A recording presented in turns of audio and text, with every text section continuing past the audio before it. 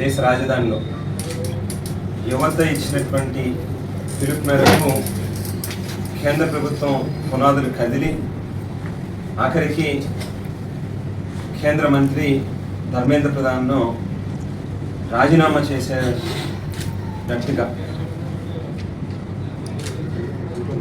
యువత ఉద్యమించినటువంటి తీరు నిజంగా అందరం కూడా చూసి నేర్చుకోవాల్సినటువంటి పాఠాల కింద లెక్కేసుకోవాలి.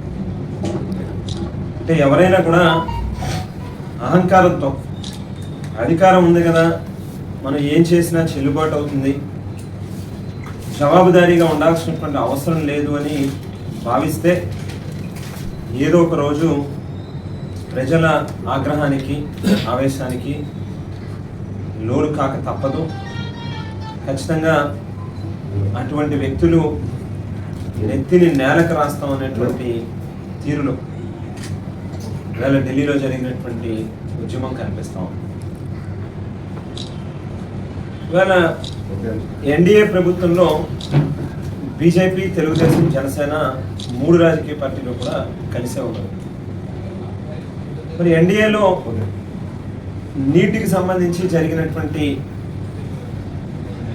ప్రశ్నాపత్రాల లీకేజీకి సంబంధించినటువంటి వ్యవహారంలో ఏ రకంగా అయితే కేంద్ర ప్రభుత్వం దిగొచ్చి మంత్రితో రాజీనామా చేయించిందో, ఇవాళ మరి అదే ప్రభుత్వంలో ఉన్నటువంటి రాష్ట్రంలో తెలుగుదేశం ప్రభుత్వం కావచ్చు, ఎన్డీఏ ప్రభుత్వం కావచ్చు, వారిని అనుసరిస్తూ కేంద్ర ప్రభుత్వాన్ని అనుసరిస్తూ రాష్ట్ర ప్రభుత్వం కూడా డిఎస్సిలో జరిగినటువంటి తప్పిదాలకి బాధ్యత వహించి ఆంధ్రప్రదేశ్ రాష్ట్ర విద్యాశాఖ మంత్రిగా ఉన్నటువంటి రాష్ట్ర ముఖ్యమంత్రి చంద్రబాబు నాయుడు గారి తనయుడు లోకేష్ కూడా రాజీనామా చేయాలి అని డిమాండ్ చేస్తా ఉన్నాం. మీరేమైనా అతిథులు అని అడుగుతా ఉన్నాం. ఏదైతే ఆధారాలతో సహా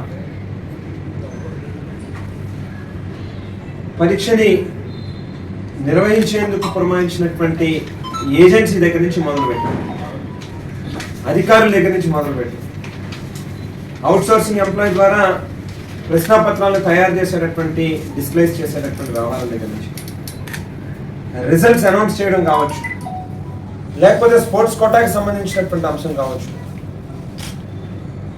కలెక్టరేట్లో ఇవ్వాల్సినటువంటి కాల్ లెటర్లో ఆ పద్ధతిని కూడా విస్మరించడం కావచ్చు, rule of reservation, presidential orders, వీటన్నిటినీ కూడా పూర్తిగా పక్కకి పెట్టి డిఎస్సి అవకతవకలు వాటికి బాధ్యత వహిస్తూ రాజీనామా చేయాల్సినటువంటి అవసరం ఉంది అని చెప్పి రాష్ట్ర విద్యాశాఖ మంత్రి లోకేష్ని డిమాండ్ చేస్తాం. ఎందుకు మీరు ఇవాళ కేంద్ర ప్రభుత్వాన్ని అనుసరించాలని అడుగుతాం.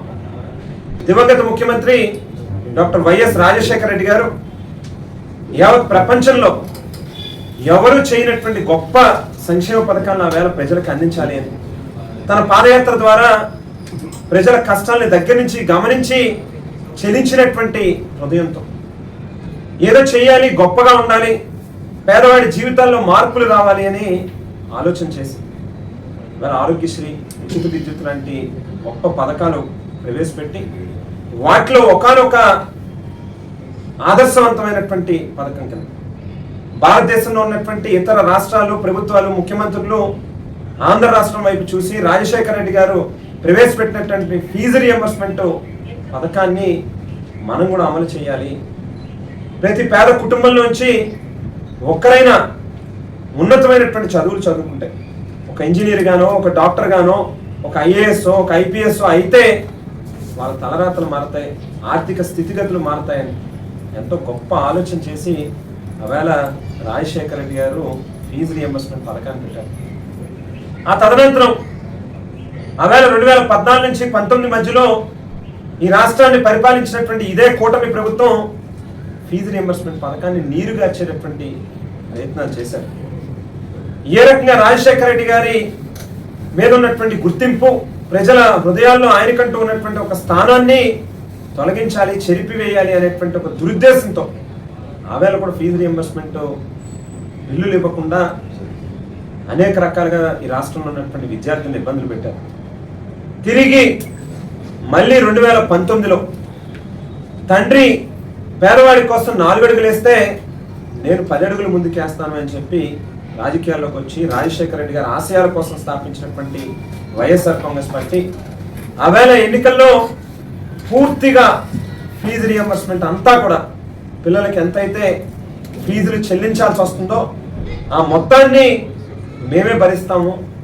దానితో పాటుగా వసతి దీవెన కూడా ఆవేళ ఒక్కొక్క విద్యార్థికి 20,000 రూపాయలు ఇస్తామని చెప్పారు. మాట తప్పని మడం తప్పినటువంటి నాయకుడిగా జగన్మోహన్ రెడ్డి గారు ఆవేళ మా ప్రభుత్వంలో ఈ రాష్ట్రంలో ఉన్నటువంటి ప్రతి విద్యార్థికి కూడా ఒక అన్నగా, ఒక తండ్రిగా, ఒక మేనమామగా బాధ్యత వహించి ఆవేళ ఫీజు రియంబర్స్మెంట్ పథకాన్ని చాలా గొప్పగా అమలుపరిచినటువంటి కార్యక్రమం చేశారు. ఈ ప్రభుత్వం ఏం చేస్తా ఉంది? విద్యాశాఖ మంత్రిగా ఉన్నటువంటి లోకేష్ పూర్తిగా వైఫల్యం చెందారు. కేవలం ఏదో అట్టహాసంగా ప్రచారాల కోసం పేరెంట్ టీచర్ మీట్ అనేటువంటి కార్యక్రమాలు పెట్టి 4 ఫోటోలు దిగి ప్రచార ఆర్భాటం చేసుకుంటా ఉన్నారు తప్పితే ఎక్కడా కూడా ఈ రాష్ట్రంలో ఉన్నటువంటి విద్యార్థుల తాలూకా బాగోగుల కోసం మనసు పెట్టి పని చేయట్లేదు అనేది ఒప్పుకోవాల్సినటువంటి నిజం. దానికి ఉదాహరణే వేళ ఫీజు రియంబర్స్మెంట్ పథకం. ఇన్ని వేల మంది, ఇన్ని లక్షల మంది విద్యార్థులు ఆవేదనకు గురయ్యి మానసికంగా ఎంతో క్షోభ అనుభవిస్తూ ఉంటాయి. పిల్లల తల్లిదండ్రులు కూడా అనేక రకాలుగా ఇబ్బంది పడుతూ ఉంటాయి.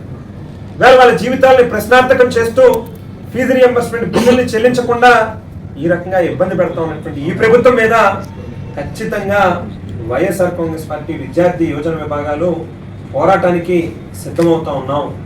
మేము ఎప్పుడు విద్యార్థుల తరపున గొంతెత్తి మాట్లాడితే కేవలం ఆవేళకి మాత్రం ఏదో నాలిక తడిపినట్టుగా 4 చుక్కలేసినట్టుగా 300 కోట్లు 400 కోట్లు విడుదల చేసి ఏదో గొప్పగా చేసినట్టుగా చెప్పడం. మీరు ఒకసారి ఇవాళ ఉన్నటువంటి ఇంజనీరింగ్ కాలేజీలకు సంబంధించినటువంటి యాజమాన్యాలను అడిగితే చెప్తారు ప్రభుత్వం ఏ రకమైనటువంటి నెగోషియేషన్స్ వాళ్ళతో చేసిందో. బ్యాంకుల నుంచి కాలేజీలకు అప్పులు ఇప్పిస్తారట, ఆ వడ్డీలేమో కాలేజీ యాజమాన్యాలే కట్టుకోవాలట, ఆ బ్యాంకుల నుంచి ఇప్పించేటటువంటి అప్పులకు కూడా కాలేజీ యాజమాన్యాలే సెక్యూరిటీల కింద సంతకాలు పెట్టాలట. అంటే ఎక్కడికి వెళ్తా ఉన్నాం? ఏం జరుగుతూ ఉంది ఈ రాష్ట్రంలో? దాదాపుగా 5 సంవత్సరాల కాలంలో మేమేదైతే పేదవాడి కోసం చేసినటువంటి అప్పు అవేళ దాదాపుగా 2,70,000 కోట్ల రూపాయలు పేదలకి వివిధ సంక్షేమ పథకాల రూపంలో పంచిపెడితే గగ్గోలు చెప్పి పెట్టారు. మీరు లబోదిప్పమని ఏదో జరిగిపోతుంది రాష్ట్రంలో అని చెప్పి ఏడ్చారు మీరు మా మీద పడి. రాష్ట్రం శ్రీలంక అయిపోతుంది అన్నారు, ఏదో అయిపోతుంది అని చెప్పి ప్రజలను ఒక ఆందోళనకు గురి చేసి ప్రజల ఓట్లని దండుకున్నటువంటి మీరు ఇవాళ అధికారంలోకి వచ్చినటువంటి ఈ 2 ఏళ్లలో లక్షల కోట్ల రూపాయల అప్పులు తెచ్చి ఏం చేశారని అడుగుతా ఉన్నాం. ఎక్కడ కంటికి కనిపిస్తా ఉన్నటువంటి అభివృద్ధి లేదు, ఎక్కడ మీరు ఇచ్చినటువంటి పథకాలను అమలుపరచట్లేదు. ఆడవాళ్ళకి 1,500 రూపాయలు ఇస్తా అన్నారు నెల, ఆ కార్యక్రమం ఏమైందో దేవుడికే తెలియాలి. నిరుద్యోగ వృత్తి ఇస్తా అన్నారు 3,000 రూపాయలు ఈ రాష్ట్రంలో ఉన్నటువంటి ప్రతి నిరుద్యోగికి కూడా. మరి అదే రకంగా రైతులకి గొప్పగా చేస్తామని అన్నారు. 1 కాదు 2 కాదు, కోకొల్లలుగా మీరు హామీలను ఇచ్చి ఈవేళ ఆఖరికి ఫీజు రియంబర్స్మెంట్ బిల్లులు కూడా చెల్లించినటువంటి తీరుని చూస్తే మరి ఏమైపోతా ఉన్నాయి? ఇన్ని లక్షల కోట్లు మీరు చేసినటువంటి అప్పులే అని చెప్పి గమనిస్తే ఖచ్చితంగా వాటిని మీ జేబుల్లో వేసుకుంటున్నారు, మీ ఖాతాల్లో వేసుకుంటున్నారు, మీ ఆస్తులు పెంచుకుంటున్నారు తప్పితే రాష్ట్రంలో ఉన్నటువంటి పేదలకు మాత్రం మంచి చెయ్యట్లేదు. గాలి కొదిలేసరి వేళ పరిపాలన అనేటువంటిది స్పష్టంగా కనిపిస్తూ ఉంది. తక్షణమే డిఎస్సిలో జరిగినటువంటి అవకతవకలకి బాధ్యత వహిస్తూ రాష్ట్ర విద్యాశాఖ మంత్రి నారా లోకేష్ ఇమీడియట్గా అతని పదవికి రాజీనామా చేయాలి. లేని పక్షంలో ఢిల్లీ రాజధానిలో ఏ రకంగా అయితే జరిగిందో ఖచ్చితంగా ఈ రాష్ట్రంలో ఉన్నటువంటి యువత అందరం కూడా, ముఖ్యంగా డిఎస్సి అభ్యర్థులు అందరూ కూడా లోకేష్ రాజీనామా చేసేంత దాకా కూడా నిద్రపోరు, ఉద్యమిస్తారనేటువంటి మాటలు తెలియజేస్తూ ఉన్నాం. అలాగే 9,000 కోట్ల రూపాయలకి పైబడి బకాయి పడ్డటువంటి ఫీజు రియంబర్స్మెంట్ బిల్లుల్ని చెల్లించకపోతే ప్రతి కాలేజీకి వెళ్తాం, ప్రతి విద్యార్థి తరపున వాళ్ళందరికీ కూడా మేము తోడుగా నిలిచి ఈ ప్రభుత్వం మీద ఉద్యమిస్తాము అని చెప్పి కూడా ఈ ప్రభుత్వానికి తెలియజేస్తా ఉన్నాం.